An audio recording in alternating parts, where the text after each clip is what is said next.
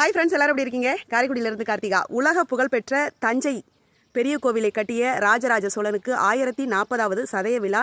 985ஆம் ஆண்டு பிறந்து 1014ஆம் ஆண்டு இறந்திருக்கிறார் நம்மளுடைய ராஜராஜ சோழன்.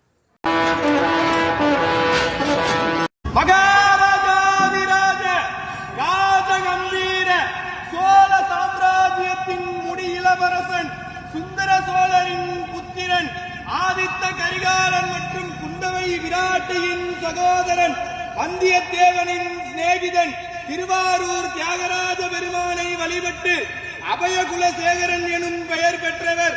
தெற்கே இலங்கை வரை சோழர்கள் நிலையாக விரிவு செய்தவர்.